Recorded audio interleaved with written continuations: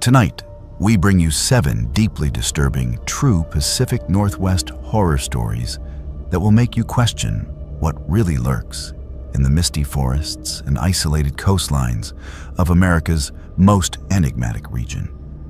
These are not works of fiction, but documented accounts gathered from individuals who experience the inexplicable in places where the boundary between civilization and wilderness remains dangerously thin.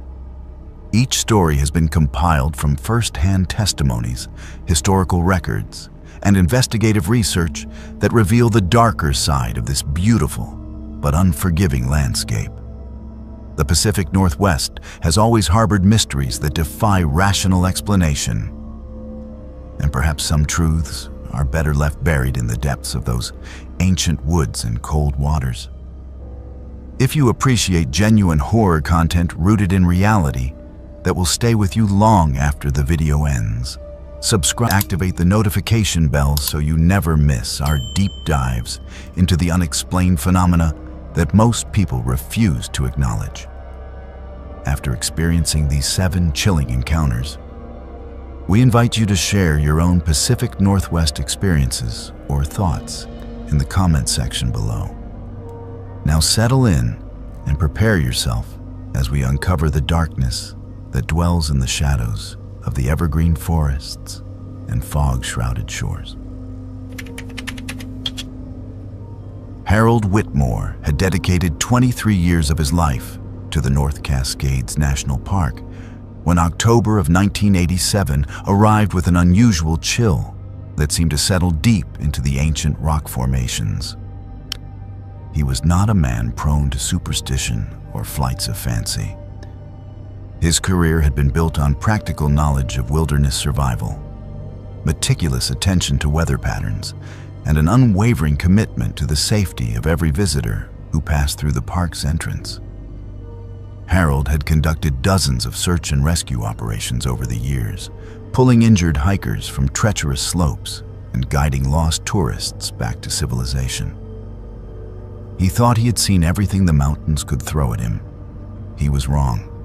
The call came through on a Friday afternoon, shortly after 3 o'clock. Harold was finishing paperwork at the ranger station when dispatch informed him that a family had failed to return from what was supposed to be a simple day hike along the Cascade Pass Trail. The Hendersons, Robert, age 42, his wife Patricia, age 39, and their daughter Jennifer, age 16, had checked in with the station early that morning. Robert Henderson had seemed particularly enthusiastic about the hike, telling Harold they were celebrating Jennifer's birthday with a weekend camping trip. They planned to hike to Cascade Pass, take some photographs, and return to their campsite at Pelton Basin by sunset. When they had not returned by nightfall, and their empty tent remained undisturbed at the campground, the camp host had grown concerned enough to notify park authorities. Harold assembled a search team immediately. The weather forecast was troubling. A rare early-season storm system was moving in from the Pacific, bringing with it the threat of snow at higher elevations. The temperature had already dropped 15 degrees since morning, and thick clouds were gathering over the mountain peaks like a gray shroud being drawn across the sky. Harold knew that if the Hendersons were injured or lost somewhere on that trail, they would be facing a dangerous night in conditions that could turn deadly very quickly. He gathered 5 experienced rangers, equipped them with emergency medical supplies, high-powered flashlights, and radio equipment, then led them up the trail as the last light of day began to fade from the western sky. The Cascade Pass Trail was one of the most popular hiking routes in the North Cascades, a 7.5-mile round trip that gained 2,800 feet in elevation. The trail wound through dense old-growth forest before emerging above the tree line into alpine meadows that offered spectacular views of the surrounding peaks. Harold had hiked this trail hundreds of times. He knew every switchback, every rocky outcrop, every stream crossing.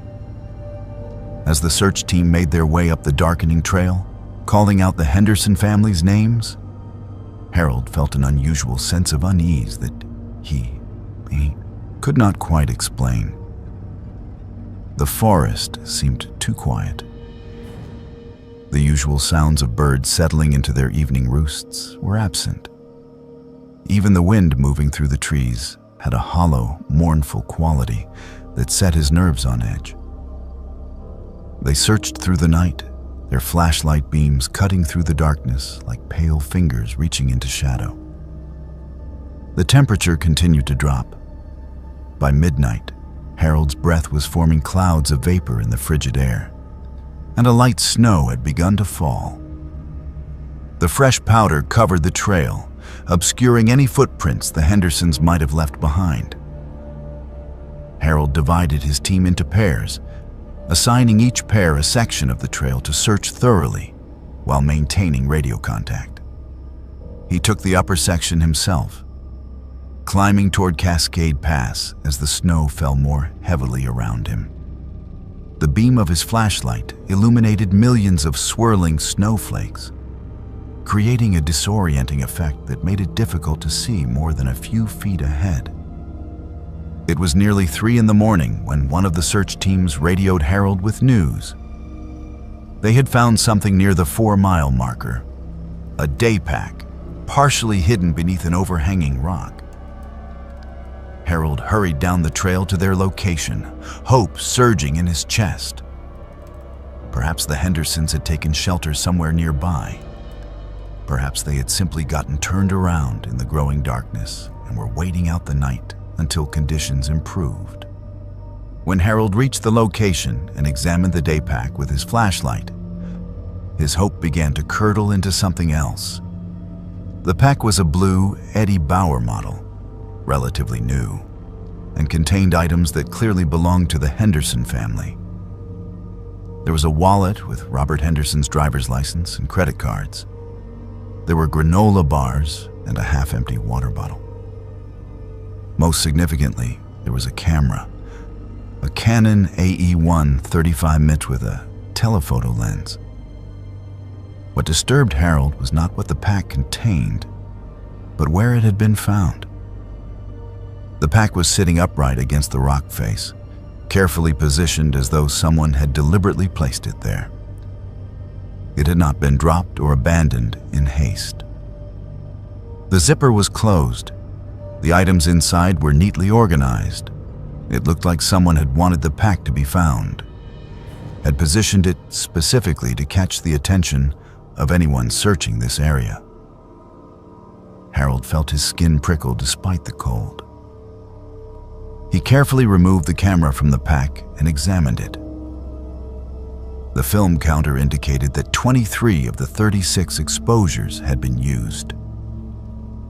Whatever had happened to the Henderson family might be documented on that roll of film. The search continued through Saturday and into Sunday. The storm intensified, dumping 8 inches of snow on the higher elevations and forcing Harold to call in additional personnel and equipment. A helicopter was dispatched from the nearest Coast Guard station, equipped with thermal imaging cameras to scan the mountainside for any sign of body heat. Trained search dogs were brought in to track the family's scent from their abandoned campsite. The local media picked up the story, and soon Harold found himself coordinating not just a search and rescue operation, but managing the dozens of volunteers who showed up wanting to help find the missing family. The Hendersons' relatives arrived from Seattle, desperate and terrified, pleading with Harold to do everything possible to bring their loved ones home. On the 3rd day of searching, a dog handler made a discovery that turned Harold's stomach.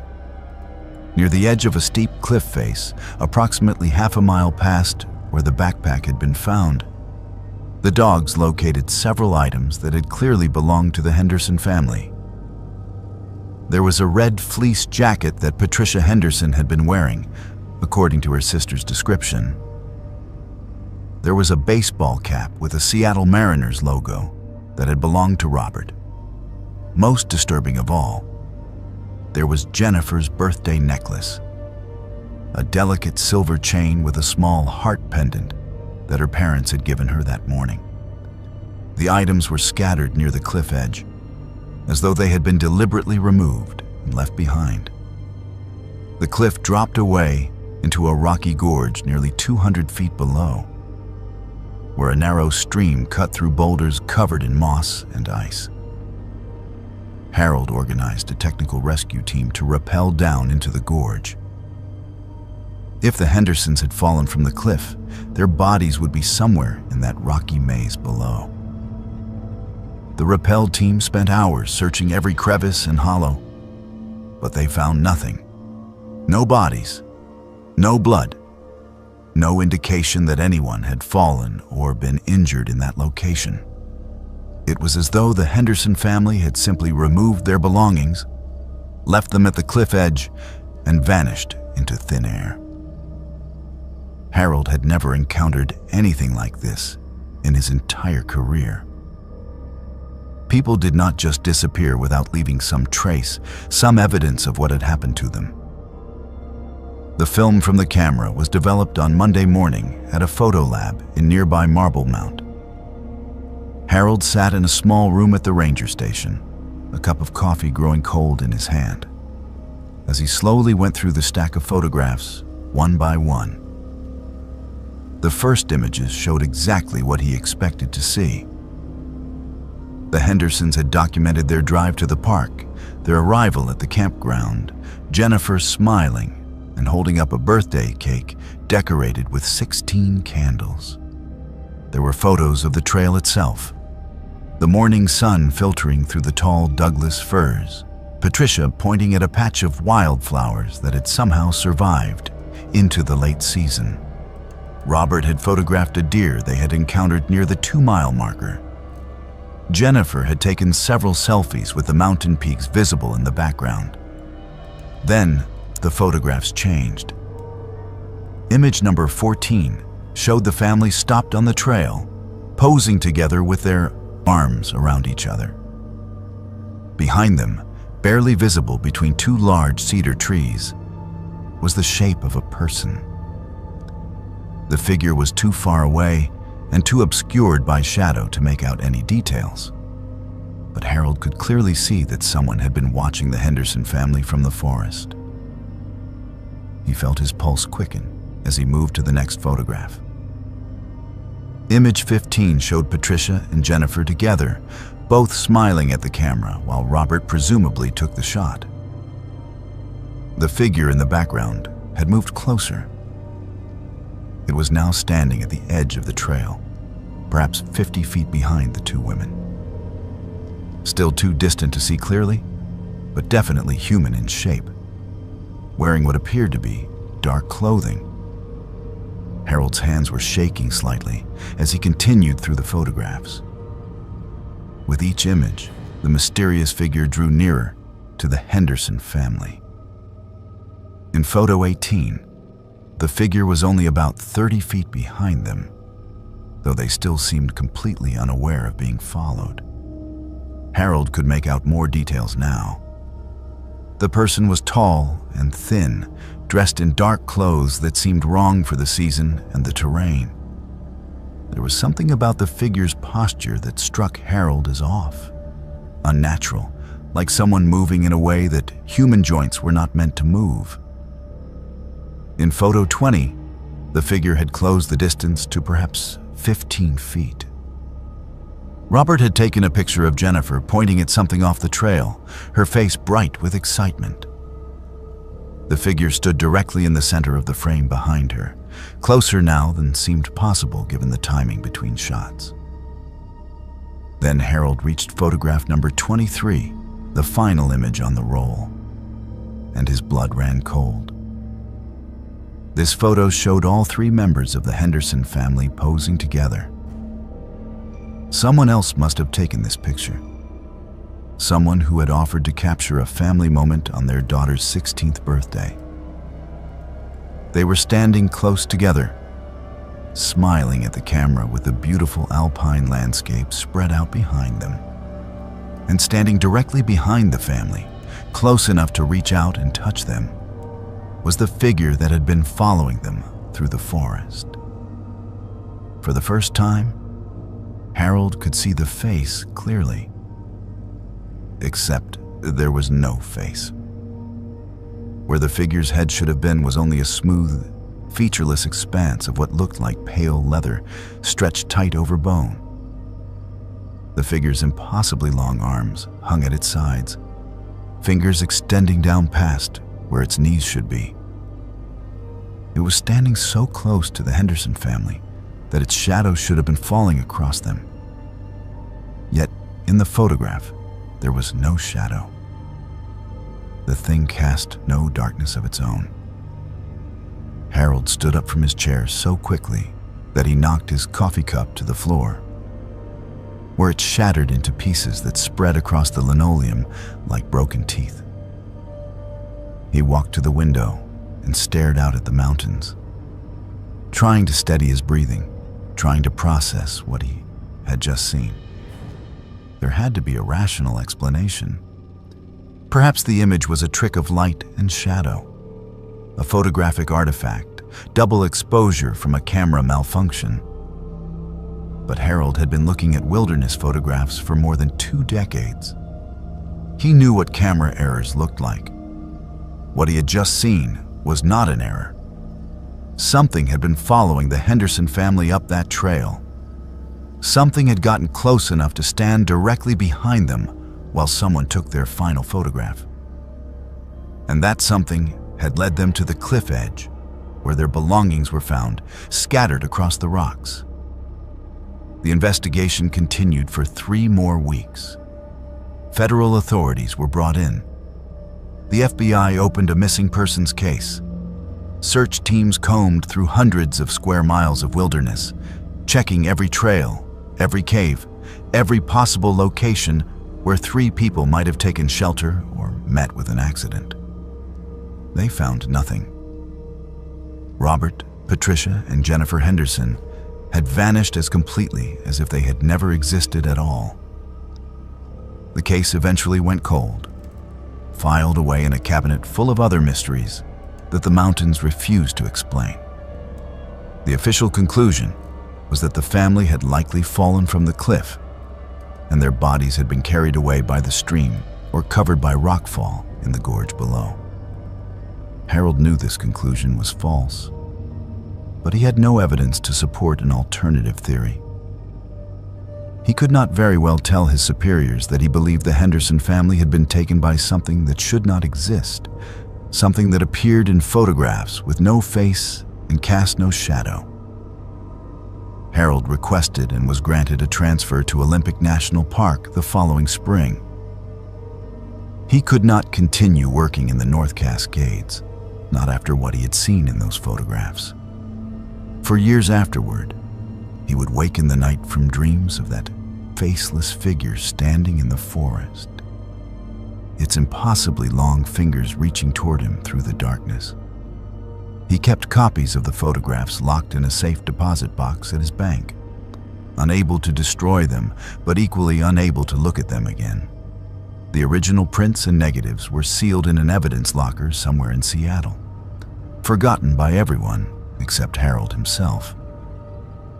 On his final day working at the North Cascades Ranger Station, Harold drove up to Cascade Pass one last time. It was early morning, and the summer sun was just beginning to illuminate the high peaks. He stood at the trailhead where the Henderson family had begun their hike 7 months earlier, looking up at the trail as it wound its way through the forest toward the alpine meadows above. Harold thought about Robert Henderson's enthusiasm that October morning, about the birthday cake with 16 candles, about Jennifer's silver necklace lying on the rocks at the cliff edge. He thought about the camera's final image and the thing that had followed them through the trees as Harold turned to walk back to his truck.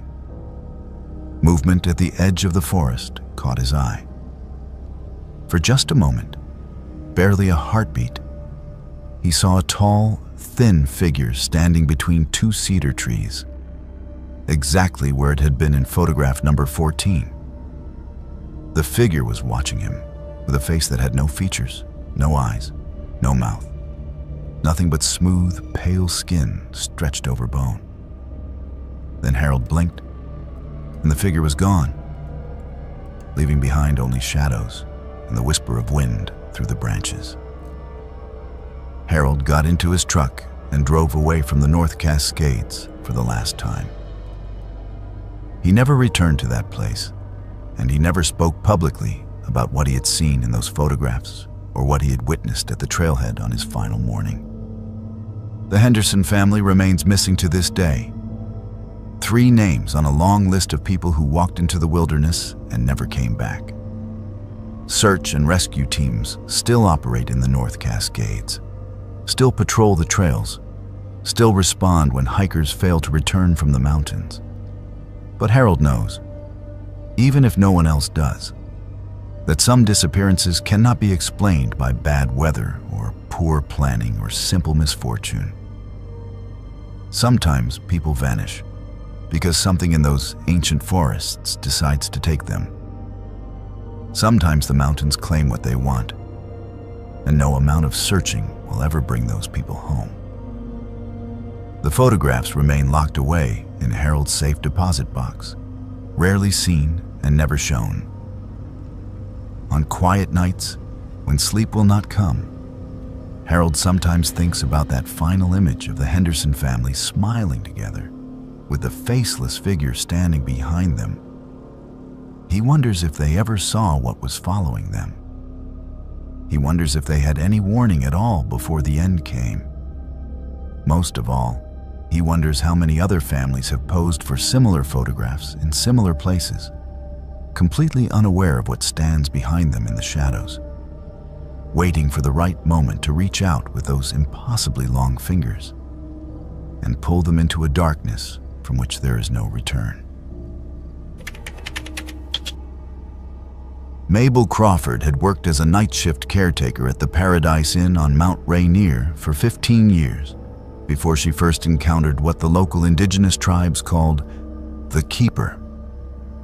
She was 63 years old, a widow with grown children who had long since moved away to cities where opportunity seemed more plentiful than in the isolated mountain communities of Washington state. Mabel had taken the caretaker position not out of necessity, but out of preference. She enjoyed the solitude of winter nights when the Grand Lodge stood empty and silent, when the only sounds were the settling of old timber and the wind moving across the snowfields outside. She had never been afraid of being alone. That would change. The Paradise Inn was a magnificent structure built in 1916, constructed from massive cedar logs and local stone, designed to accommodate the wealthy tourists who came to experience the majesty of Mount Rainier during the summer months. The building sat at 5,400 feet of elevation, surrounded by alpine meadows that exploded with wildflowers in July and August, but lay buried beneath 30 feet of snow during the long winters.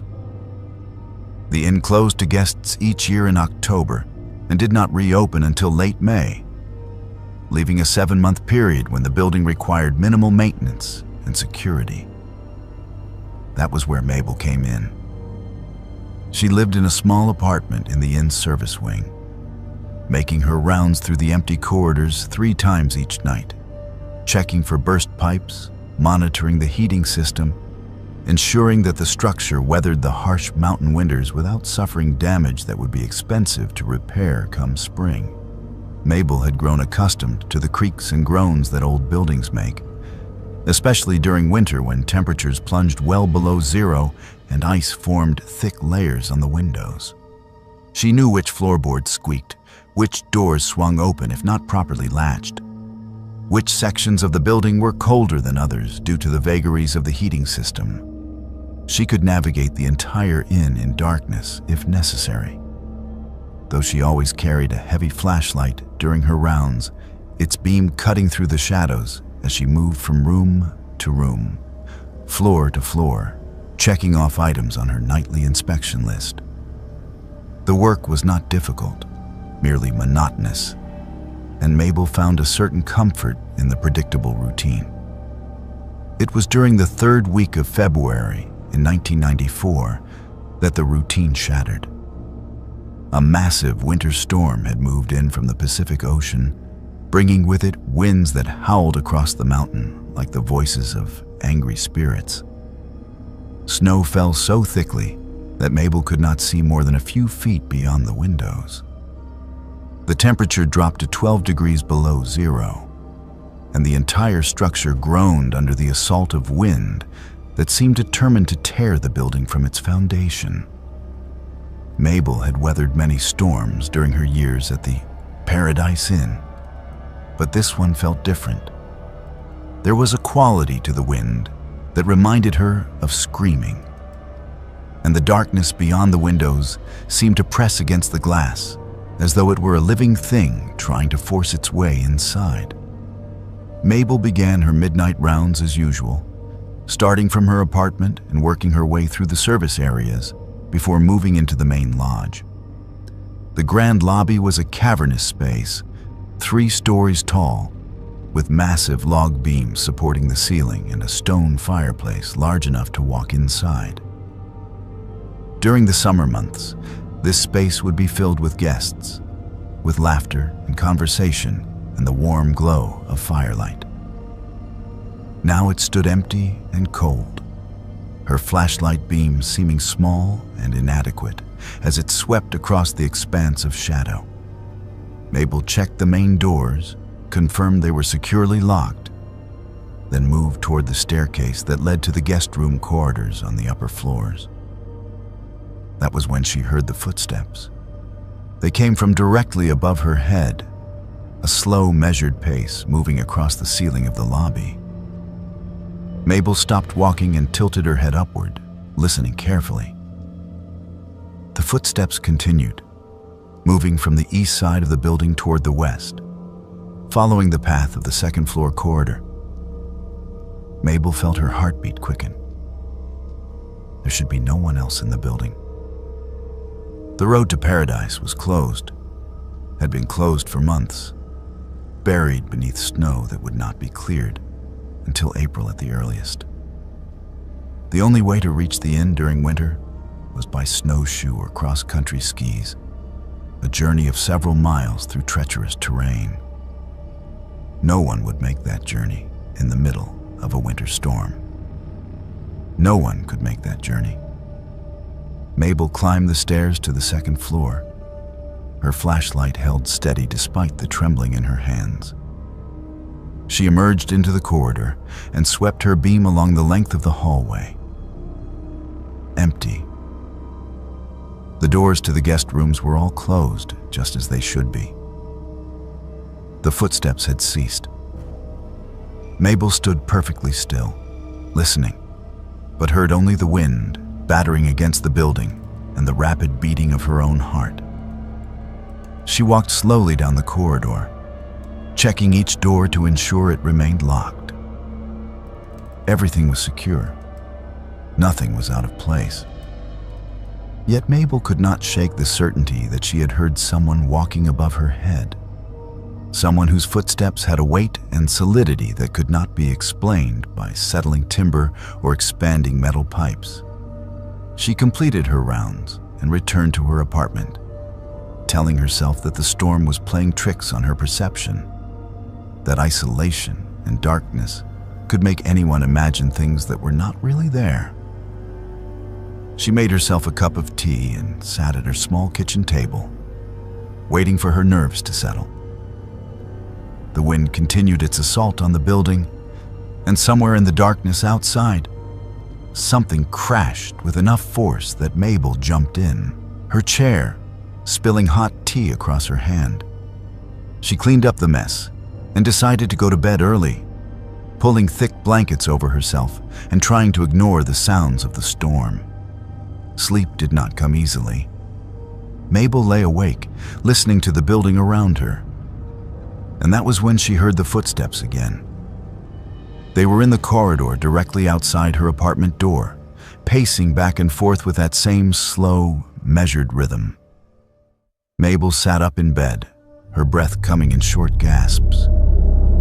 She could see the thin line of space beneath her door, and as she watched, a shadow moved across that space, blocking the faint light that came from the emergency exit sign at the end of the hallway. Someone was standing just outside her door. Someone was pacing back and forth mere feet from where she lay in bed. Mabel forced herself to get up, to cross the small room, to put her hand on the doorknob. She took a deep breath and pulled the door open quickly, her flashlight raised like a weapon. The corridor was empty, completely empty. But there, on the floor directly in front of her door, were footprints. They were wet, as though someone had walked through deep snow and then come inside without bothering to remove their boots.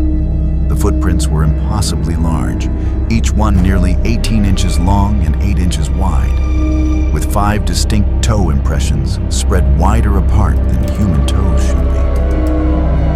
The prints led down the corridor toward the main building, leaving a wet trail across the worn carpet. Mabel followed the footprints with her flashlight beam. They continued to the end of the service corridor, turned right into the main hallway, and proceeded toward the grand lobby. As Mabel followed, she noticed that the footprints were not tracking snow or mud into the building. The wetness on the carpet was clear, like water, but it carried with it an overwhelming smell of pine and decay, of old growth forest and things that had died and rotted beneath trees that had stood for 1,000 years. The scent was so strong that Mabel had to cover her nose and mouth with her sleeve, fighting the urge to gag. The footprints ended at the wall opposite the grand staircase. They simply stopped, as though whoever or whatever had been walking had stepped directly through the solid log wall and disappeared. Mabel stood staring at the wall, her flashlight illuminating the ancient wood, and she felt something that she had not experienced in many years. She felt genuine fear, the kind that makes rational thought difficult and turns the stomach to ice. She backed away from the wall, turned, and hurried back to her apartment, locking the door behind her and pushing her dresser in front of it for good measure. She sat on her bed for the remainder of the night, fully dressed, flashlight in her lap, waiting for dawn to come. The storm finally broke on the third day, and Mabel used the satellite phone in the office to call the Park Service headquarters in Longmire. She reported what she had experienced, trying to keep her voice steady, trying not to sound like a frightened old woman who had let her imagination run wild during a winter storm. The ranger who took her call was polite but skeptical. He assured her that he would send someone up to check on her as soon as the roads could be cleared, which might take several days depending on conditions. Mabel thanked him and hung up the phone, knowing that no one would believe what she had witnessed. That night, the footsteps returned. Mabel heard them moving through the upper floors, pacing the corridors, climbing the stairs to the 3rd floor where the most expensive suites were located. She heard doors opening and closing, heard the scrape of furniture being moved across wooden floors. She forced herself to investigate, driven by a stubborn refusal to be terrorized in a building where she had worked safely for 15 years. She climbed to the 3rd floor and found chaos waiting for her there. Every door along the 3rd floor corridor stood wide open. Furniture had been pulled out of the rooms into the hallway, chairs and tables and bed frames arranged in a pattern that Mabel could not understand. The arrangement formed a rough circle, with all the furniture facing inward toward a space at the center of the corridor. In that central space, written on the floor in what appeared to be water or melted snow, was a symbol that Mabel did not recognize. It looked ancient, like something that might have been carved into stone by people who lived in these mountains long before Europeans arrived with their maps and their names and their buildings. Mabel stood at the top of the staircase, staring at the impossible scene before her. and that was when she felt it. There was a presence in the corridor with her, something massive and old and utterly inhuman. She could not see it, but she could feel its attention focused on her with an intensity that made her skin crawl. The temperature in the corridor dropped so precipitously that her breath became clouds of vapor. The lights flickered, and then, written across the walls in letters that dripped and ran like water, words appeared: "Leave this place." Mabel did not sleep that night. She sat in her apartment with every light turned on, waiting for morning, wondering how she could possibly explain what was happening to anyone who had not witnessed it themselves. When dawn finally came, she packed a bag with essential belongings and prepared to abandon her post, to walk away from the job and the isolation and the thing that had made its displeasure with her presence abundantly clear. But before she could leave, Mabel decided she needed to understand what she was dealing with. She needed to know why this was happening. She drove down the mountain as soon as the road was passable, traveling to the park headquarters where she requested access to the historical archives. The clerk was surprised to see her, but granted her request, leading her to a storage room filled with boxes of old documents, photographs, and records dating back to the early days of the park. Mabel spent hours searching through yellowed papers and fading photographs until she found what she was looking for. The Paradise Inn had been built on land that local indigenous tribes considered sacred. The meadows around the building were not simply beautiful alpine landscapes. They were ceremonial grounds, places where important rituals had been conducted for generations before the arrival of white settlers. The tribes had protested the construction of the inn, had warned that building on sacred ground would anger the spirits that protected the mountain. Their warnings had been ignored. The inn was built anyway, and the tribes were pushed further from their ancestral lands. But according to the documents Mabel found, several construction workers had reported strange occurrences during the building process. Tools disappeared. Materials went missing. Men claimed to see a tall figure watching them from the tree line, a figure that left tracks in the snow too large to be human. Mabel found references to the Keeper, a spirit that the tribes believed guarded Mount Rainier from those who would disrespect the mountain or desecrate sacred places. The Keeper was described as ancient beyond measure, neither fully of the physical world nor entirely spirit, something that existed in the spaces between. The Keeper did not harm those who treated the mountain with respect, but it drove away those who did not belong, those who took without giving, those who built without asking permission. Mabel returned to the Paradise Inn with offerings. She brought cedar branches and tobacco, items that the indigenous people had traditionally used in their ceremonies. She arranged the offerings in the grand lobby and spoke aloud to the emptiness, apologizing for the intrusion, acknowledging that she and all the others who worked at the inn were guests on land that did not belong to them. She promised to treat the building and the mountain with greater respect, to remember that she was living in a place that had been sacred long before it had been turned into a tourist destination. The footsteps stopped after that night. The furniture was never moved again. The doors remained closed and locked as they should be. Mabel completed her contract that winter and returned for many winters after. She never again heard the footsteps in the corridors above her head, never again saw the impossibly large tracks in the wet snow. But on certain nights when the wind blew cold across the mountain, Mabel would sometimes catch a glimpse of movement in the shadows at the edge of the forest. A tall figure standing among the trees, watching the inn with an attention that felt both protective and warning. The Keeper was still there, still guarding the sacred ground, still making its presence known to those who had the wisdom to pay attention. Doris Elkhart moved to the isolated logging town of Cedar Creek in the spring of 1991. Drawn by the promise of affordable housing and the kind of quiet mountain living that had become impossible to find in the rapidly growing cities of Western Washington. She was 57 years old, recently retired from a career in elementary education, and eager to spend her remaining years in a place where the pace of life moved slower and neighbors still knew each other by name.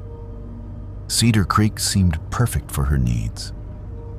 The town consisted of fewer than 200 permanent residents, most of them connected in one way or another to the logging industry that had sustained the community for nearly a century. The houses were modest but well maintained. The main street featured a general store and a small diner, and the surrounding forest pressed close on all sides, creating a sense of peaceful isolation that Doris found deeply appealing. The people of Cedar Creek were welcoming enough when Doris first arrived. Her neighbors helped her move furniture into the small two-bedroom house she had purchased at the end of Maple Street. The woman who ran the general store learned her preferences and made sure to stock the brands of tea and coffee that Doris favored. The men who gathered at the diner each morning for breakfast nodded politely when she came in for her occasional meal. Yet despite this surface friendliness, Doris sensed something guarded in the way the townspeople interacted with her. Conversations would stop abruptly when she entered a room. People exchanged meaningful glances that she could not interpret. There was a sense of secrets being kept, of information being withheld, of a community that had closed ranks around something they did not want outsiders to know. Doris attributed this guardedness to the natural suspicion that small towns often harbored toward newcomers. She assumed that with time and patience, she would be accepted more fully into the community's social fabric. She volunteered at the small local library, helped organize a cleanup day at the town's only park, and made genuine efforts to establish relationships with her neighbors. The townspeople remained polite but distant, friendly on the surface, but careful never to let her get too close. Doris found this frustrating, but not entirely unexpected. She told herself that earning true acceptance in a place like Cedar Creek would take years, not months. Then autumn arrived, and with it came mention of the Harvest Festival. Doris first heard about the festival in late September, when she stopped by the general store to purchase supplies. The owner, a woman named Margaret Simmons, who had lived in Cedar Creek her entire life, was discussing arrangements with several other longtime residents. They spoke about food preparation, about coordinating schedules, about ensuring that everything would be ready when the time came. When Doris asked about the festival and whether she might be able to attend or help with preparations, the conversation stopped immediately. Margaret looked uncomfortable, exchanging glances with the other customers before explaining in carefully chosen words that the Harvest Festival was a private community event, limited to families who had lived in Cedar Creek for multiple generations. Newcomers, she said with an apologetic smile, were not invited to participate until they had resided in the town for 7 full seasons. It was tradition, Margaret explained, nothing personal. Doris was surprised by this explanation, but tried not to take offense. She understood that rural communities often maintain traditions that seemed strange to outsiders. 7 seasons seemed like an arbitrary and excessive waiting period, but she supposed that every town had its peculiarities. She thanked Margaret for explaining and left the store, dismissing the matter as just another example of small-town insularity. But as October progressed, Doris noticed that the atmosphere in Cedar Creek began to change. The townspeople became increasingly distracted and excited, speaking in hushed tones about the upcoming festival. Children were kept close to home after school. The logging crews began working shorter hours, returning from the forest earlier each day. There was a sense of anticipation building, a feeling of something important approaching that had nothing to do with Halloween or any holiday that Doris recognized. The Harvest Festival was scheduled for the night of the new moon in late October, a date that seemed deliberately chosen to coincide with the darkest night of the month. On the day of the festival, the entire town shut down. The general store closed early. The diner served its last meal at noon and locked its doors. Doris watched from her front porch as her neighbors prepared to leave their homes, dressed in simple, dark clothing and carrying bundles wrapped in cloth. They walked in small family groups toward the edge of town, where a trail led deep into the surrounding forest. No one spoke. No one made eye contact with Doris as they passed. By nightfall, Cedar Creek was completely empty, except for Doris herself. Sitting alone in her house and wondering what kind of festival required the entire population to disappear into the woods in the middle of the night. Curiosity overcame caution. Doris had never been comfortable with being excluded, and the secrecy surrounding the Harvest Festival had grown from mildly annoying to genuinely disturbing. She told herself that she simply wanted to understand the community she had chosen to join, that observing the festival from a distance would help her appreciate the traditions that were clearly so important to the people of Cedar Creek. She put on dark clothing, grabbed a flashlight that she kept switched off, and set out along the trail that led into the forest. The night was moonless and profoundly dark. The tall trees blocked what little starlight penetrated the cloud cover, and Doris had to move carefully to avoid tripping over roots and rocks that she could barely see in the darkness. She had been walking for perhaps 20 minutes when she began to see a glow through the trees ahead. Firelight, flickering and dancing, illuminating the trunks of ancient cedars and casting shadows that moved like living things across the forest floor. Doris could hear voices now, many voices, chanting in unison.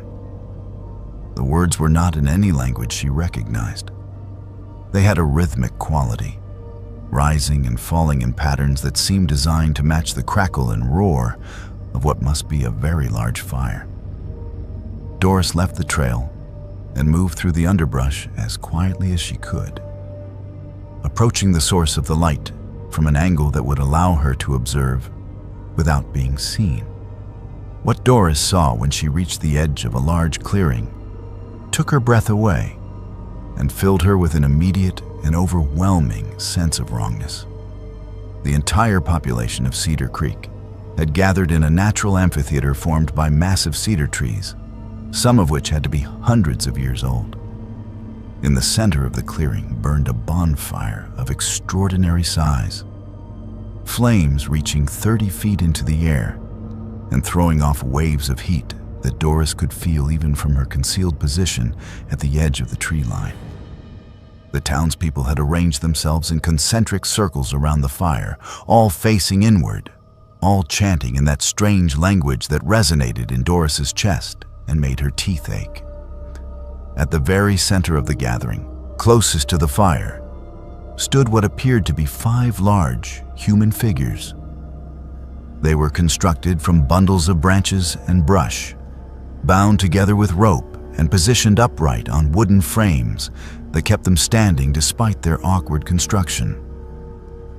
Each figure was roughly 8 feet tall, shaped to suggest a human form with outstretched arms and a rounded head. They were clearly effigies, representations of human shapes meant to be burned in the fire as part of some ritual that Doris did not understand. She had read about similar practices in various cultures. Symbolic burnings meant to represent the end of harvest season or the warding off of winter's darkness. The sight was unsettling but not immediately alarming. Then the chanting changed. The rhythm accelerated, becoming more urgent, more frenzied.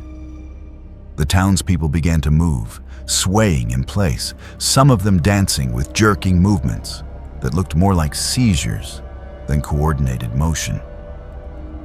Margaret Simmons, the kindly store owner who had always been so pleasant to Doris, stepped forward from the crowd. She was carrying something in her arms, something wrapped in white cloth.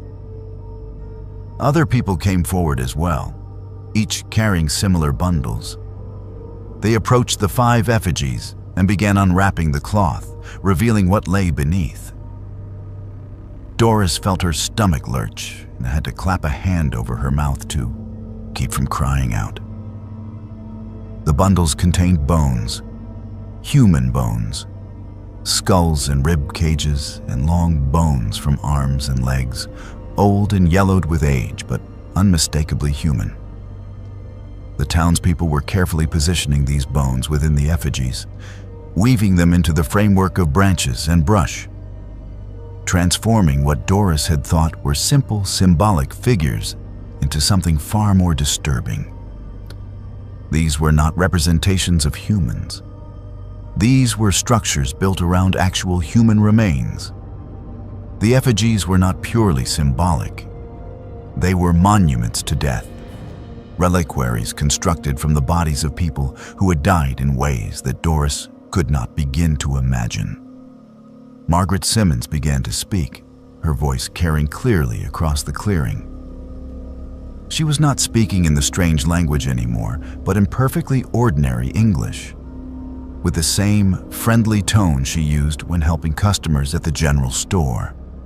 She spoke about prosperity and protection, about the bargain that had been struck generations ago when the logging industry had first come to this valley.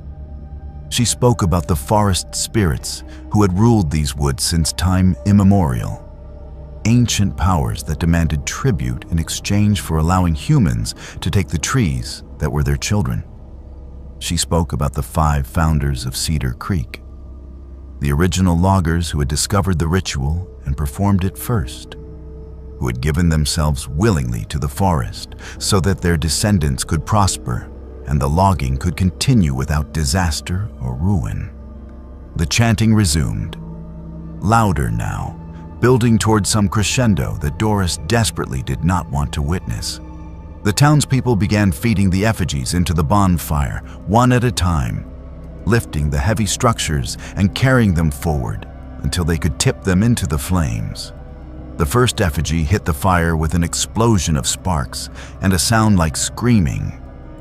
Though whether the sound came from burning wood or something else, Doris could not be certain. The smell that rose from the fire was nauseating. A combination of burning pine and something far more organic, far more disturbing. It was the smell of burning bone, of flesh that had long since dried and mummified, but still contained enough organic material to produce that distinctive stench of cremation. Doris knew she had to leave, had to get away from this place before she was discovered. If the townspeople found her here, witnessing their secret ritual, their carefully guarded tradition, she did not think they would simply escort her home with a polite warning to mind her own business. She began to back away from the clearing, moving as quietly as possible through the underbrush. She had made it perhaps 50 feet when her foot came down on a dry branch that snapped with a crack like a gunshot. The chanting stopped instantly. The silence that followed was more terrifying than any sound. Doris froze, not daring to breathe, knowing that hundreds of eyes were now searching the darkness at the edge of the clearing. A voice called out. It was Margaret Simmons again, but her tone was no longer friendly. She called for people to search the perimeter to find whoever was hiding in the trees. Doris heard movement, heard people crashing through the underbrush on either side of her position. She abandoned any attempt at stealth and ran.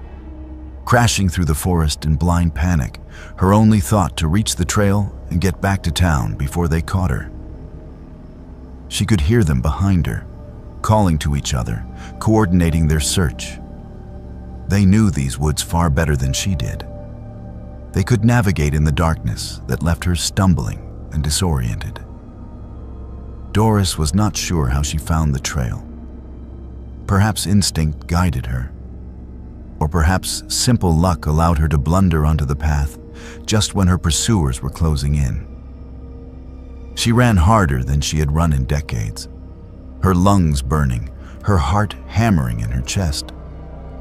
She could still hear them behind her, but could not tell how close they were or how many.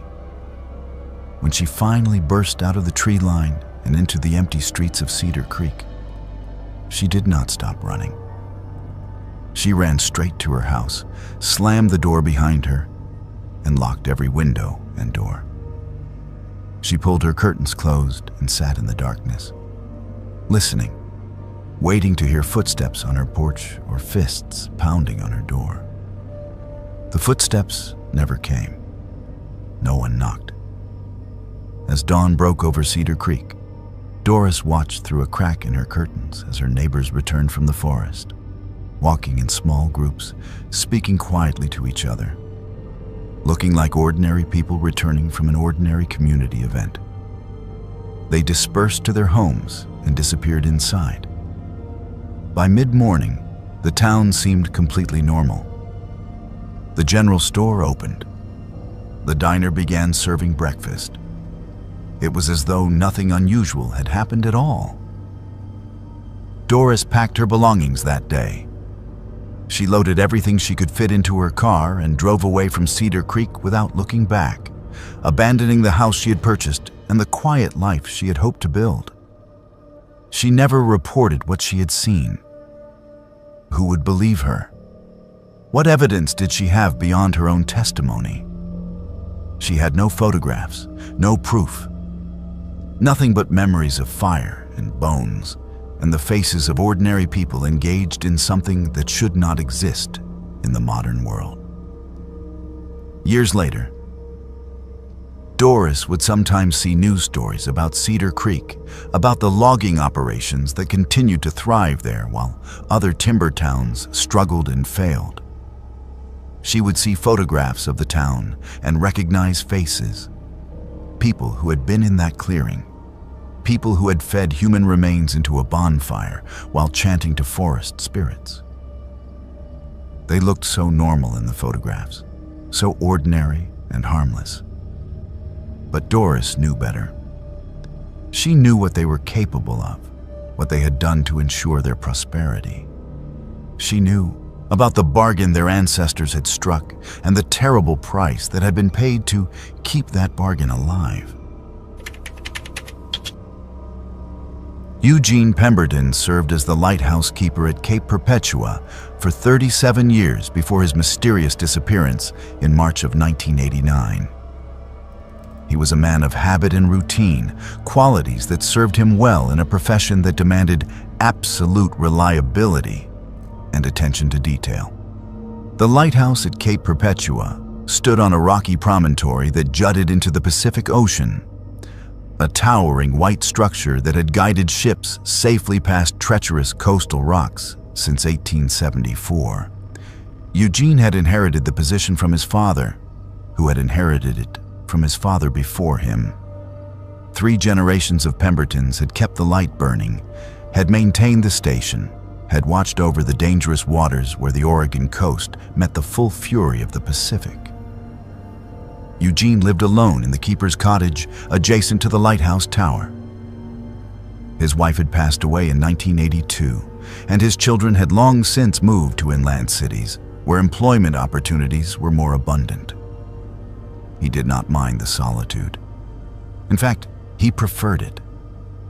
The isolation of the lighthouse station suited his temperament perfectly. He kept meticulous records of weather conditions, ship traffic, and maintenance activities. His logbooks were models of precision and clarity, documenting every detail of his daily routine with an almost obsessive thoroughness that his superiors in the Coast Guard had come to depend upon. In early March of 1989, Eugene's logbook entries began to change. The first unusual notation appeared on March 3rd. Eugene wrote that he had observed a sailing vessel approaching the lighthouse at approximately 2 a.m. The ship was a 3-masted schooner, running with full sails despite the calm conditions and lack of wind. Eugene had attempted to contact the vessel by radio, but received no response. He noted that the ship's running lights appeared unusually dim, and that its course seemed erratic, as though the captain was uncertain of the proper heading. The ship had eventually turned away from the coast and disappeared into the darkness.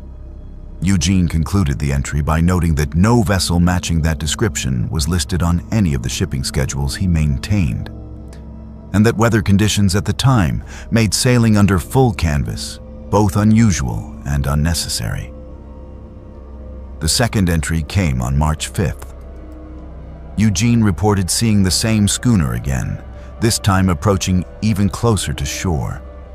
He described the vessel in greater detail, noting that its sails appeared to be made of canvas that was badly weathered and stained. The ship's hull showed signs of extensive damage, with visible gaps in the planking near the waterline. Eugene wrote that he had again attempted radio contact with no success. This time, however, he reported hearing voices calling out from the ship. The voices were speaking, but Eugene could not identify the language. He wrote that it sounded older than words, a phrase that his supervisor would later find particularly unsettling. The ship had once again turned away before reaching the rocks, sailing back out to sea despite the fact that Eugene could observe no wind strong enough to fill its sails. Over the next week, Eugene's entries became increasingly detailed and increasingly disturbing. The schooner appeared every night, always between the hours of midnight and dawn, always approaching the lighthouse before turning away at the last moment. Eugene began to recognize individual crew members on the deck of the ship. He described them as wearing clothing that seemed decades out of date. Heavy wool coats and caps that reminded him of photographs he had seen from the late 19th century. The crew members would call out to him, their voices carrying clearly across the water despite the distance and the sound of waves crashing against the rocks. Eugene still could not understand the words they spoke, but he became convinced that they were trying to communicate something important. On March 10th, Eugene's entry took a dramatic turn. He wrote that he had finally been able to make out some of what the crew was saying. They were calling his name over and over again. Voices from the ship were calling Eugene Pemberton across the dark water. The captain of the vessel, a tall figure who stood at the wheel on the quarterdeck, had raised his hand and beckoned to Eugene, gesturing for him to come aboard. Eugene wrote that he had felt an almost overwhelming compulsion to respond to that gesture, to leave the lighthouse and find some way to reach the ship that called to him every night.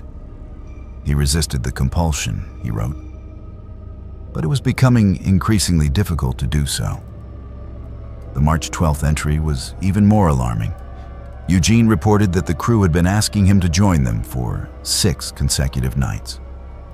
He wrote that the captain had called out to him in perfect English, explaining that they had been sailing these waters since before the lighthouse was built. Eugene described seeing the faces of the crew members clearly for the first time, illuminated by lanterns that cast a pale greenish light across the deck of the schooner. He recognized those faces. They belonged to men who had died during the construction of the lighthouse in 1874. Workers who had fallen from the scaffolding or been swept into the sea by rogue waves. Eugene knew their names from the memorial plaque that had been installed at the base of the lighthouse tower.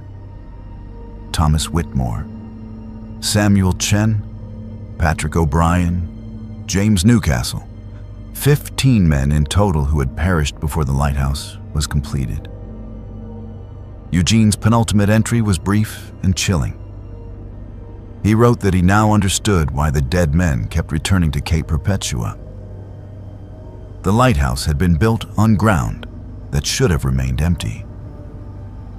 The rocky promontory was a sacred site, a place where indigenous peoples had conducted ceremonies for the dead for countless generations before white settlers arrived and claimed the land for their own purposes.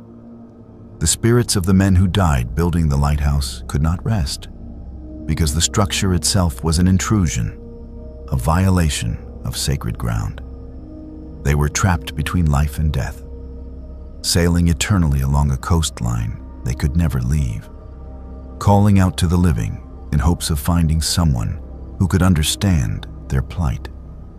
The final entry in Eugene Pemberton's logbook was dated March 14th, 1989. The handwriting was shaky, less precise than Eugene's usual careful script. He wrote that the ship had approached closer than ever before, so close that he could have thrown a stone and hit its hull. The captain had called to him again, inviting him to join the crew. Eugene wrote that he could see now that the captain was his own grandfather, Jeremiah Pemberton, who had supposedly retired from the lighthouse service in 1923 and moved to Portland, where he had died of pneumonia in 1925. But here was Jeremiah standing on the deck of the ghostly schooner, looking exactly as he appeared in the old photographs that Eugene kept in his cottage. Jeremiah explained that he had never actually left Cape Perpetua, that the lighthouse keepers never truly left, that they all eventually joined the crew of the ship that sailed these waters forever. Eugene's final words were, "They have been asking me to join their crew for 6 days now. The captain says they have been sailing these waters since before the lighthouse was built. I can see their faces clearly now. They are the men who died building this place in 1874. Tonight, I understand why they keep returning. Tonight, I will give them the answer they have been waiting for." Coast Guard investigators arrived at Cape Perpetua on March 16th after Eugene failed to respond to scheduled radio check-ins. They found the lighthouse in perfect operational order. The light was functioning properly, the lens was clean, all equipment was maintained to the exacting standards that Eugene had always upheld. His cottage was neat and organized, with no signs of struggle or distress. His coat still hung on its peg by the door. His breakfast dishes from March 14th were washed and put away. The logbook sat open on his desk to the final entry. Eugene Pemberton himself was nowhere to be found. A thorough search of the station and the surrounding area revealed no trace of the missing keeper. There were no footprints leading away from the lighthouse, no indication that Eugene had packed belongings or prepared to leave. The only boat at the station remained tied to the small dock, undamaged and unused. Eugene had simply vanished, leaving behind nothing but his carefully maintained records and that final cryptic entry in his logbook. The Coast Guard officially classified Eugene's disappearance as unexplained and eventually presumed him dead after the statutory period elapsed. The lighthouse was automated shortly thereafter, no longer requiring a human keeper to maintain its operation. But local fishermen who work the waters off Cape Perpetua report that on foggy nights, particularly during the dark of the moon, they sometimes see a figure standing in the lighthouse tower. The figure waves at passing ships, warning them away from the dangerous rocks below, keeping watch over the coastline just as Eugene Pemberton did for 37 years. And occasionally, very occasionally, fishermen report seeing a 3-masted schooner sailing through the fog near Cape Perpetua. The ship runs with full sails despite the absence of wind, its crew visible on deck, calling out in voices that sound like wind and waves and grief. Those who claim to have seen the ship say that among the crew is a figure who looks remarkably like the photographs of Eugene Pemberton that were published in newspapers after his disappearance. He stands at the rail, watching the lighthouse he once tended, forever sailing the waters he spent his life making safe for others, unable to leave the place that claimed him in the end. Gladys Morrison volunteered for a university psychological study in the winter of 1993 that required spending 6 weeks alone in a remote cabin in the Olympic National Forest. She was 61 years old, a retired librarian with no close family ties, and a genuine curiosity about the limits of human endurance in isolation. The study was being conducted by researchers from the University of Washington's Psychology Department, investigating the effects of complete solitude on cognitive function, emotional stability, and sensory perception. Gladys had read about similar experiments and found the concept fascinating. The compensation was generous, and more importantly, she would be contributing to scientific understanding of how the human mind coped with extended periods of alone time. The researchers explained the protocol in detail during the preliminary meetings. Gladys would be taken to a cabin located approximately 12 miles from the nearest road, accessible only by hiking trail. The cabin was equipped with basic necessities: a wood stove for heating, a propane stove for cooking, sufficient food supplies for the entire 6-week period, water from a nearby spring, and a chemical toilet. There would be no electricity, no telephone, no contact with the outside world except for weekly radio check-ins with the research team. During these check-ins, which would occur every Sunday at precisely 2 o'clock in the afternoon, Gladys would answer a series of standardized questions about her mental state, her sleep patterns, and any unusual experiences or observations. The researchers would monitor her responses for signs of psychological distress, and if necessary, they could terminate the experiment early and extract her from the location. Gladys signed the consent forms and underwent a complete physical and psychological evaluation to ensure she was suitable for the study. The researchers seemed satisfied with her baseline assessments. She was intelligent, emotionally stable, and had realistic expectations about the challenges of extended isolation. In early January, on a gray morning when frost covered every surface and her breath formed clouds in the cold air, Gladys was driven to the trailhead and escorted to the cabin by 2 research assistants who carried her supplies and explained the operation of the radio equipment one final time. Then they left, and then Gladys found herself alone in a way she had never experienced before. The first week passed more easily than Gladys had anticipated.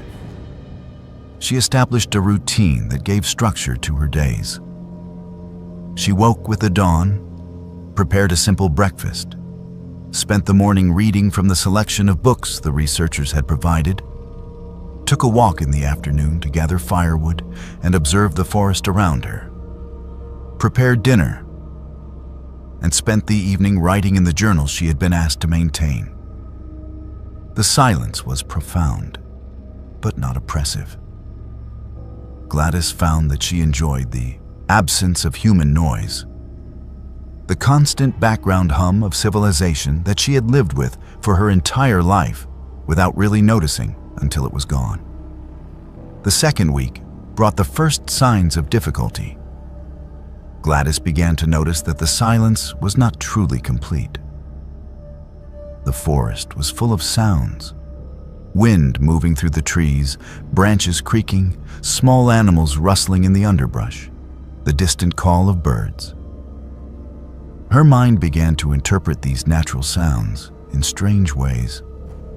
A falling pine cone became footsteps on the cabin roof. The wind rattling a loose shutter became someone trying to open the door. Gladys understood that this was a normal psychological response to isolation, exactly the kind of phenomenon the researchers were interested in studying. She made detailed notes in her journal and reported these experiences during her Sunday radio check-in.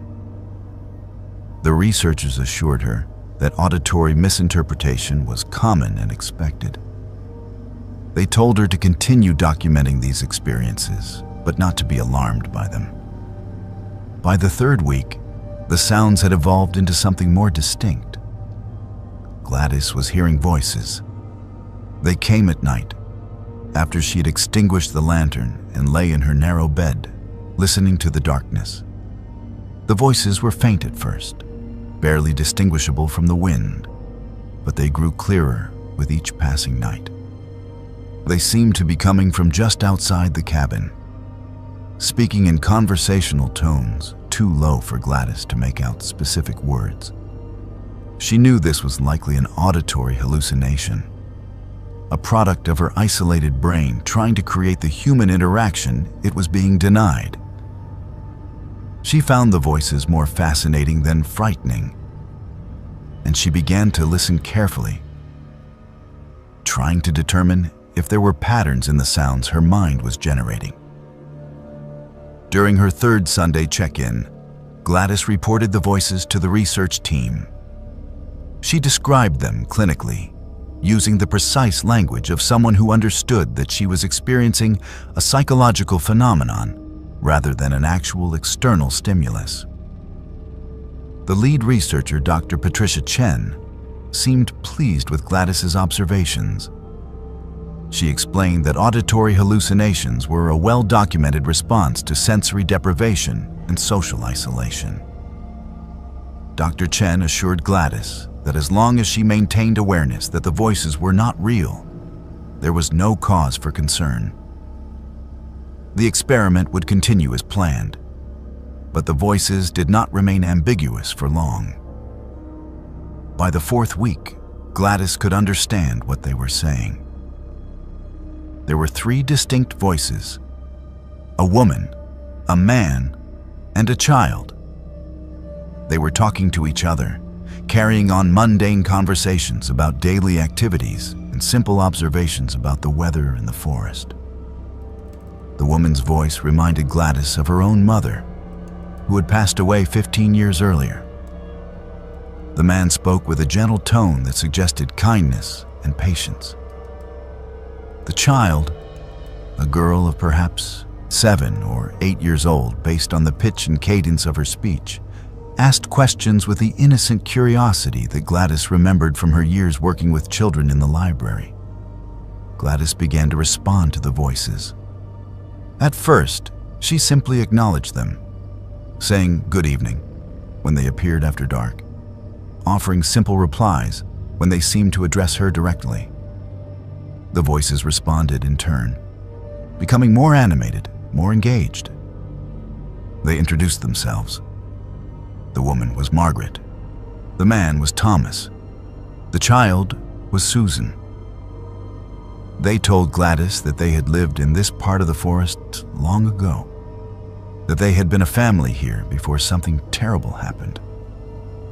They did not specify what that terrible thing had been, but Gladys sensed profound sadness in their voices when they spoke of it. By the beginning of the 5th week, the voices had become constant companions. They spoke to Gladys throughout the day, not just at night. Margaret would comment on the meals Gladys prepared, offering suggestions for how to improve the flavor with herbs that grew near the cabin.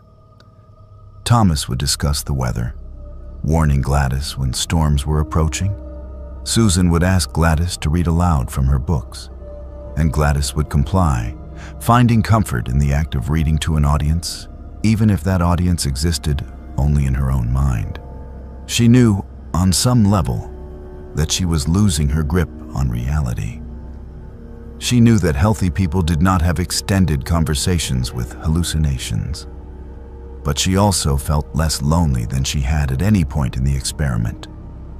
And loneliness, she reasoned, was far more dangerous than friendly voices. The scheduled check-in on the fifth Sunday revealed the extent of Gladys's deterioration. When Dr. Chen asked the standard questions about unusual experiences, Gladys spoke enthusiastically about her new friends. She described Margaret, Thomas, and Susan in detail, explaining how helpful they had been, how much comfort their presence provided. Dr. Chen's voice over the radio became tense. She asked Gladys directly whether she understood that these individuals were not real. Gladys hesitated, then admitted that she was no longer certain. The voices seemed real enough. They knew things that Gladys did not know, like where to find the best firewood or which berries near the cabin were safe to eat. How could hallucinations possess knowledge that she herself did not have? Dr. Chen made the decision to terminate the experiment immediately. She told Gladys that a team would arrive the following morning to escort her back to civilization. Gladys agreed calmly, but after the radio check-in ended, Margaret's voice spoke clearly in the cabin. She warned Gladys that the researchers would try to separate them, that leaving the cabin would mean losing the only friends Gladys had. Thomas agreed, his voice taking on an urgent quality. He reminded Gladys how lonely she had been before they arrived, how empty her life would be without their companionship. Susan began to cry, pleading with Gladys not to abandon them. When the research team arrived at the cabin on Monday morning, they found Gladys sitting calmly at the small table, a pot of tea steeping in front of her. She had arranged 3 empty chairs around the table, and she was speaking animatedly to the air as though engaged in conversation with invisible companions. Dr. Chen entered the cabin cautiously, assessing the situation. She called Gladys's name. Gladys turned and smiled, apparently pleased to see her. She gestured to the empty chairs and introduced the researchers to Margaret, Thomas, and little Susan, who were sitting right there. And would they like some tea as well? Dr. Chen attempted to convince Gladys to leave the cabin. She explained gently but firmly that the experiment was over, that Gladys needed to return with them for psychological evaluation and treatment. Gladys listened politely, then shook her head. She explained that she could not possibly leave now. Her friends needed her. They had been alone in this forest for so long, trapped here by the tragedy that had befallen them. Margaret had finally told her the full story just that morning. In the winter of 1932, a family had been caught in a terrible blizzard while hiking through this area. They had taken shelter in a trapper's cabin that had once stood on this very spot.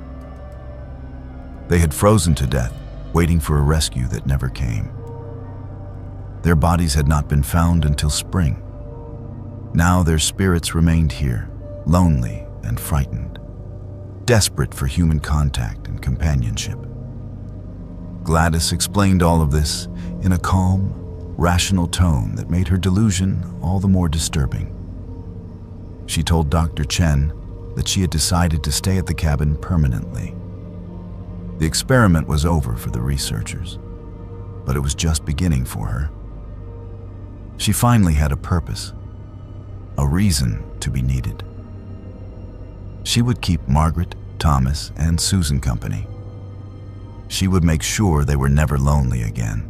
The research team could report whatever they wanted to report, but Gladys was not leaving. Dr. Chen spent 3 hours trying to reason with Gladys, trying different approaches, different arguments. Nothing worked. Gladys remained adamant that she was staying. Eventually, Dr. Chen made the difficult decision to have Gladys removed from the cabin against her will. It took 2 research assistants to physically guide Gladys out of the cabin while she protested and called out to her invisible friends, promising them that she would return, that she would not abandon them forever. as they led her down the trail toward civilization and the psychiatric evaluation that awaited her. Gladys kept looking back over her shoulder, tears streaming down her face, reaching toward something that only she could see. Walter Thornton had worked the night shift at Aberdeen's largest sawmill for 14 years, when the winter of 1988 brought a series of brutal murders that would terrorize the small logging community and haunt him for the remainder of his life. He was 59 years old, a shift supervisor responsible for overseeing the skeleton crew that kept the mill running through the dark hours between midnight and 8 in the morning. Aberdeen was a town built on timber, its entire economy dependent on the massive trees that were cut from the surrounding forests and processed into lumber at facilities like the one where Walter worked. The mill ran 24 hours a day, 6 days a week, the screaming of saw blades and the thunder of heavy machinery never ceasing except on Sundays, when even the most dedicated workers rested. The first victim was discovered on the morning of January 12th. Raymond Kowalski, a night shift worker who operated the debarking machine, had failed to show up for his shift that evening. His supervisor assumed he was sick and assigned another worker to cover his station. When Raymond's wife called the mill the following morning to report that her husband had never come home from work, a search was initiated. Raymond's truck was found in the employee parking lot, exactly where he had left it when he arrived for his shift the previous night. Raymond himself was discovered in the lumber yard, his body arranged among stacks of freshly cut 2x4s. Walter was called to the scene, along with the Aberdeen police. What he saw that morning would replay in his nightmares for years afterward. Raymond Kowalski had been killed with deliberate brutality, his body mutilated by what the investigating officers immediately recognized as sawmill equipment. Circular saw marks were visible on his torso and limbs. A lumber hook had been driven through his chest. The killer had used tools that every mill worker handled daily, had turned the instruments of their livelihood into weapons of shocking violence.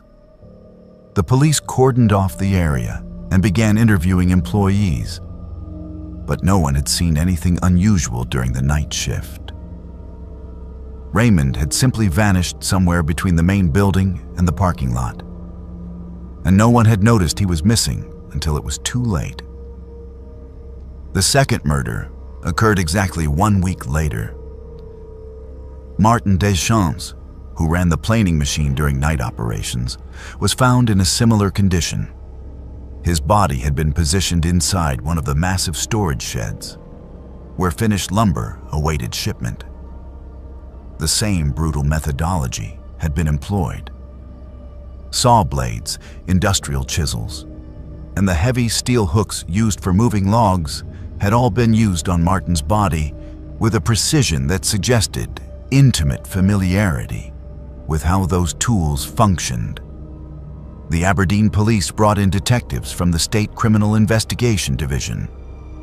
They established that both victims had worked the same shift, had been employed at the mill for similar lengths of time, and had both been killed using equipment from the facility where they worked. Walter attended both funerals. He had known Raymond and Martin for years, had supervised their work, had shared coffee with them during breaks. The senselessness of their deaths disturbed him almost as much as the brutality. Aberdeen was a small town where violent crime was rare. People knew each other. Doors were left unlocked. Children played outside without supervision. The idea that a killer was stalking mill workers, targeting them in the place where they earned their living, created an atmosphere of fear that settled over the town like fog from the nearby harbor. The third victim was discovered on February 2nd. Thomas Carlisle, a forklift operator on the night shift, was found in the boiler room. The fourth victim, Edward Chen, who worked in the shipping department, was discovered on February 9th in one of the equipment maintenance bays. The fifth victim, James Whitmore, a general laborer, was found on February 16th near the log pond, where raw timber was stored before processing. Each murder followed the same pattern. The victims worked night shift. They were killed with sawmill equipment. Their bodies were positioned in locations around the facility, always hidden, but always eventually discovered. The killers seemed to want the bodies found, seemed to be making some kind of statement that Walter and the investigators could not decipher. The mill owners considered shutting down night operations entirely, but the economic impact would have been devastating. Instead, they implemented new security measures. Guards were posted at all entrances. Workers were required to move in pairs. Police maintained a presence at the facility during night hours. Walter found himself watching his crew with suspicion, wondering if the killer might be someone he worked alongside every night, someone who smiled and joked and seemed completely ordinary, while harboring the capacity for such horrific violence. It was Walter who finally recognized the pattern. He was reviewing personnel files in the mill office, comparing the names of the victims, when he noticed something that the police had apparently missed. All 5 murdered men had been employed at the mill in 1981. All 5 had been working on the day shift on June 17th of that year, the day of the accident. Walter felt his blood run cold as he pulled the incident report from the archives and read through the details he had tried for 7 years to forget. The accident had occurred during routine logging operations at one of the harvest sites 20 miles east of Aberdeen. A massive Douglas fir had been improperly cut, the weight distribution misjudged by the felling crew.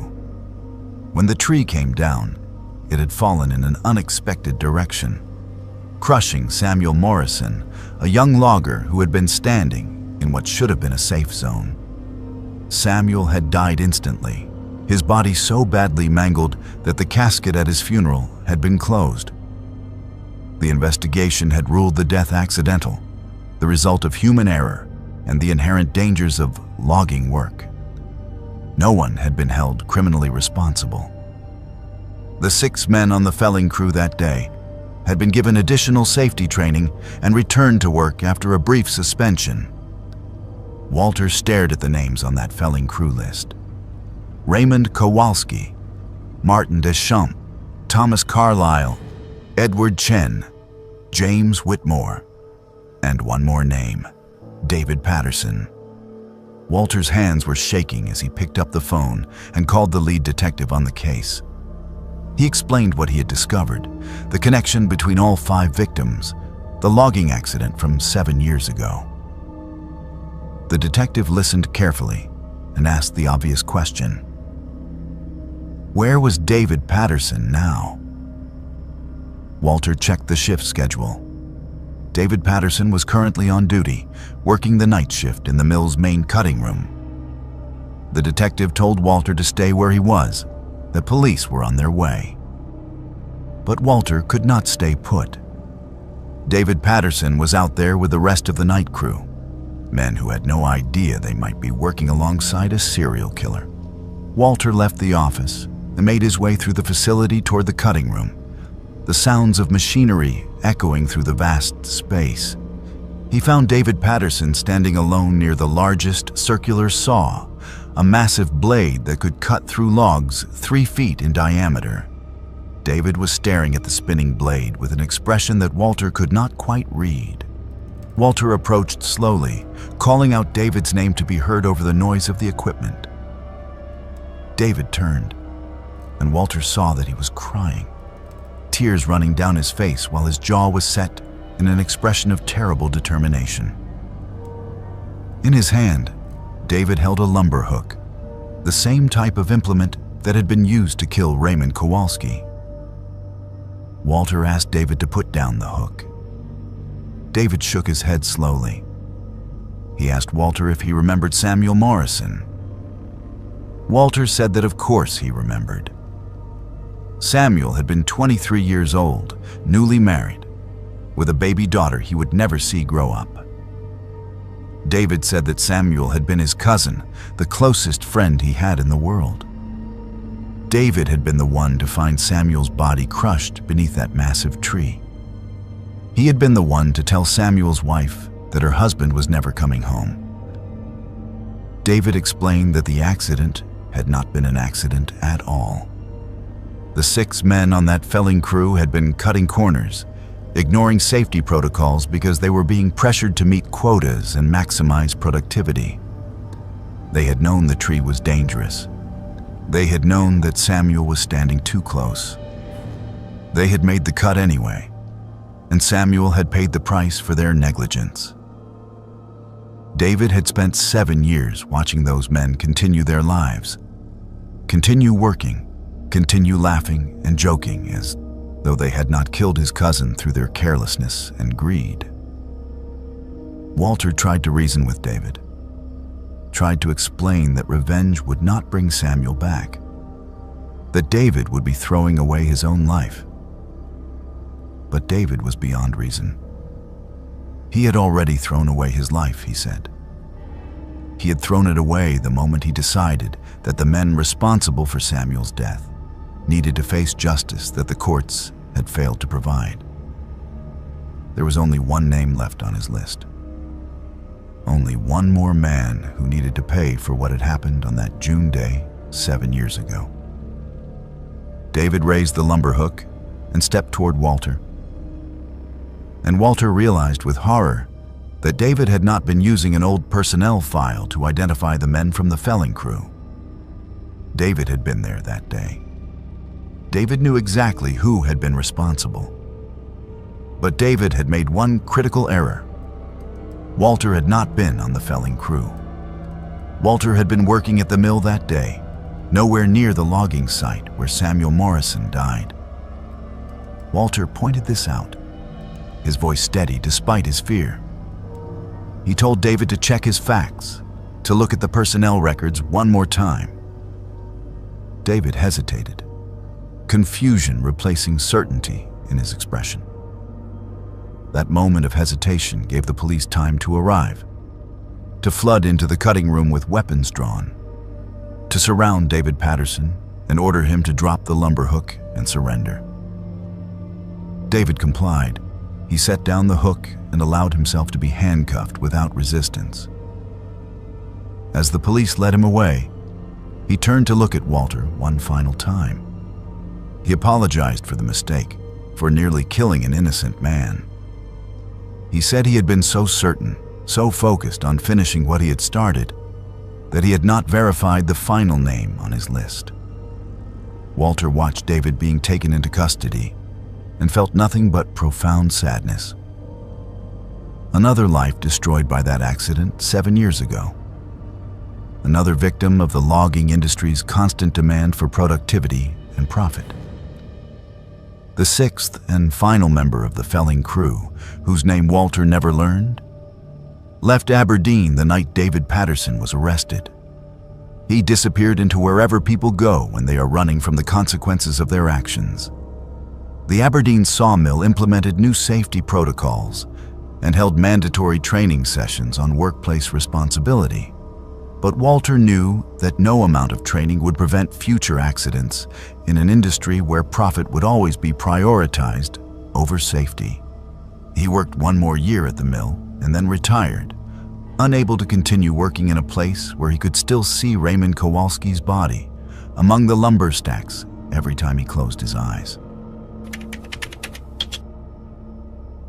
Beatrice Hammond had worked as a ferry operator between the San Juan Islands for over 20 years when she first encountered the vessel that would haunt her for the remainder of her career. She was 55 years old in the autumn of 1996, a veteran of the Washington State ferry system who had navigated the treacherous waters of Puget Sound in every kind of weather imaginable. Beatrice knew these waters better than she knew the streets of her own neighborhood. She could judge tide and current by instinct alone, could pilot her vessel through fog so thick that visibility dropped to mere feet. could dock at any of the island terminals with a precision that younger operators admired and tried unsuccessfully to emulate. She'd seen nearly everything the sea could throw at her, or so she believed, until that November night when the Phantom Ferry appeared for the first time. The evening had started routinely enough. Beatrice was making the final run of the day from Friday Harbor to Orcas Island, her ferry carrying only a handful of passengers and 3 vehicles. Winter was approaching, and tourist traffic had dwindled to almost nothing. The locals who depended on the ferry system for transportation between islands were accustomed to the reduced schedule and the long, dark evenings that came with the season. Beatrice enjoyed these quiet runs. She could focus on the simple pleasure of navigation, of guiding her vessel through water that reflected the lights of distant towns like scattered stars. The fog rolled in around 8 o'clock, thick and unseasonably dense. Beatrice reduced her speed and switched on the forward searchlights, their beams cutting through the murk and illuminating swirling banks of mist that seemed to have substance and weight. Visibility dropped to less than 50 yards. Beatrice relied on her instruments and her knowledge of the route, following coordinates and depth soundings that told her exactly where she was, even when she could see almost nothing of her surroundings. This was not the first time she had navigated in heavy fog, and it would not be the last. That was when she saw it. A vessel emerged from the fog bank ahead of her, moving on a course that would intersect with her own if neither ship altered heading. Beatrice immediately reduced speed further and reached for her radio to establish contact. She could see that the other vessel was a ferry, but it was unlike any ferry currently operating in the Puget Sound system. The design was old-fashioned, with a profile that reminded Beatrice of photographs she had seen from the 1940s. The ferry's running lights were visible but strangely dim, casting a pale yellow glow that seemed to be absorbed by the fog rather than penetrating it. No name was visible on the hull, and Beatrice could see passengers moving behind windows that were illuminated from within by what appeared to be incandescent bulbs rather than modern fluorescent lighting. Beatrice keyed her radio and called out on the standard maritime frequency, requesting identification and coordination for safe passage. The response came immediately, but the quality of the transmission was poor, filled with static and interference that made the words difficult to understand. A man's voice identified himself as Captain Robert McKinnon of the MV Kalakala, requesting permission to proceed to the Friday Harbor terminal. Beatrice felt a chill run down her spine despite the warmth of her enclosed bridge. She knew the name Kalakala. Every ferry operator in the Puget Sound knew that name. The MV Kalakala had been an iconic vessel, a streamlined Art Deco ferry that had operated between Seattle and Bremerton for decades before being decommissioned in 1967 and eventually sold to owners in Alaska who had moved it far from its original waters. More importantly, Beatrice knew that Captain Robert McKinnon had died in 1951 when the Kalakala sank during a Christmas Eve storm while attempting an unauthorized crossing to the San Juan Islands. The official investigation had concluded that McKinnon had been attempting to make extra runs during the holiday season, transporting islanders who were desperate to reach their families despite dangerous weather conditions. The ferry had gone down with 43 passengers and crew aboard. There had been no survivors. The wreck had never been located, lost somewhere in the deep waters between the islands where currents and depth made recovery operations nearly impossible. Beatrice stared at the vessel in front of her, her rational mind insisting that what she was seeing could not possibly be real, while her eyes told her a different story. The Phantom Ferry continued to approach, and Beatrice could now see details that made the impossible nature of the situation even more apparent. The passengers visible through the windows were dressed in clothing from the 1950s. Women wore long coats and hats with veils. Men wore fedoras and heavy wool overcoats. Children pressed their faces against the glass, waving at Beatrice's ferry with the innocent enthusiasm of young travelers excited to be on a boat. None of them seemed to realize that anything was wrong, that they were sailing on a vessel that should not exist, heading toward a destination they would never reach. Captain McKinnon's voice came through the radio again, clearer now. He repeated his request for permission to dock at Friday Harbor. He explained that he was running behind schedule due to the weather, that his passengers were anxious to reach the islands before Christmas Eve ended, that families were waiting. Beatrice found herself responding automatically, her training taking over, while her conscious mind struggled to process what was happening. She granted clearance for the Kalakala to proceed, then watched as the Phantom Ferry acknowledged her transmission and altered course slightly, heading toward Friday Harbor on a route that would take it directly past Beatrice's position. The two vessels passed within 100 yards of each other. Beatrice stood at her bridge windows, staring across the dark water at the impossible sight. She could see Captain McKinnon standing at the wheel of the Kalakala, a tall figure in a captain's uniform from another era. He raised his hand in a salute as the vessels passed, a gesture of professional courtesy between mariners. Beatrice raised her own hand in response, unable to do anything else. She watched as the Phantom Ferry continued toward Friday Harbor, its dim lights fading into the fog. Then, just before it disappeared entirely, the vessel simply ceased to exist. One moment it was there, solid and real.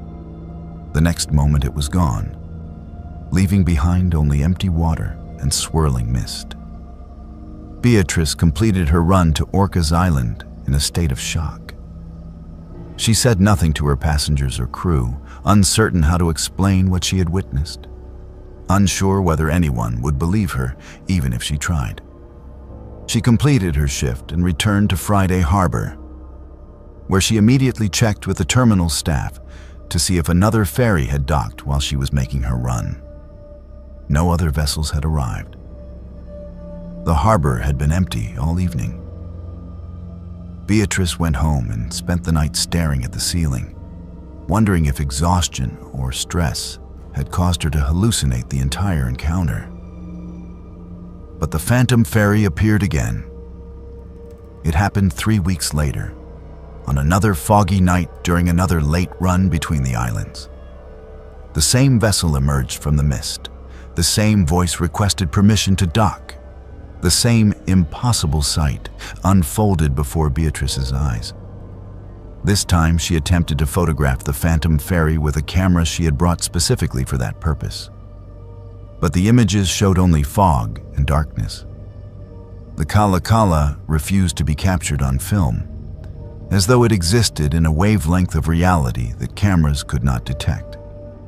Over the following years, Beatrice encountered the Phantom Ferry 17 times. The sightings always occurred on foggy nights, usually during the winter months, always when she was making late runs with few passengers aboard.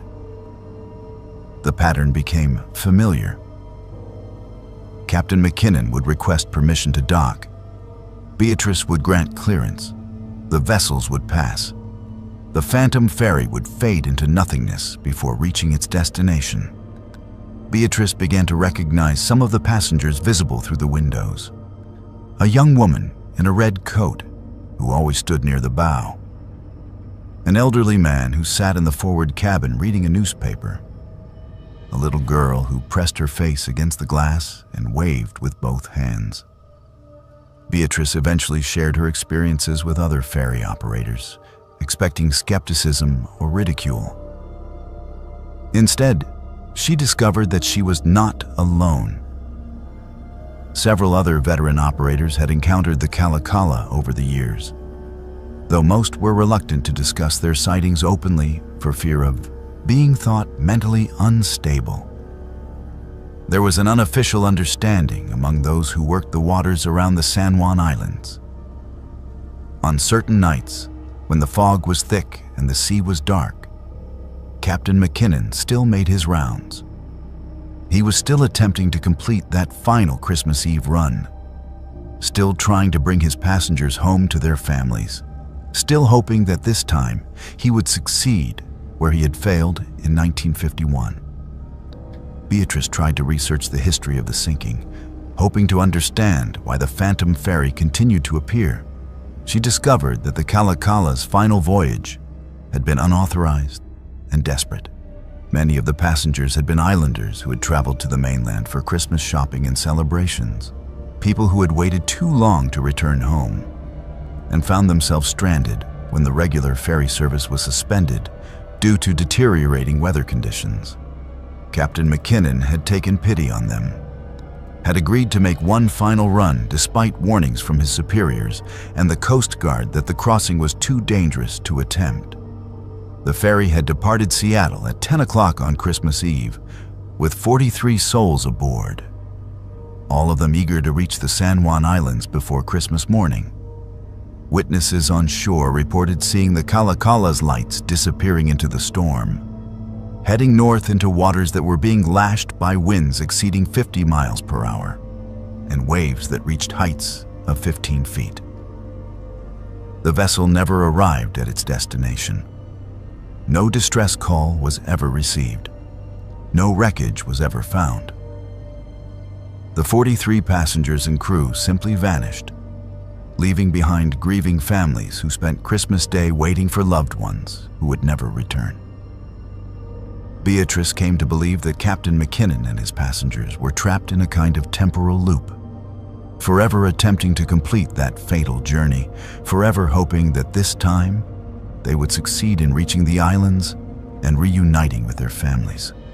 She began to feel a profound sadness when the phantom ferry appeared, understanding that she was witnessing not just a ghost ship, but a tragedy that replayed itself endlessly, a moment of desperate hope frozen in time and doomed to eternal repetition. On Beatrice's final night working for the ferry system before her retirement in 2003, the phantom Kalakala appeared one last time. The fog was particularly thick that evening, and Beatrice was making her last run from Friday Harbor to Lopez Island.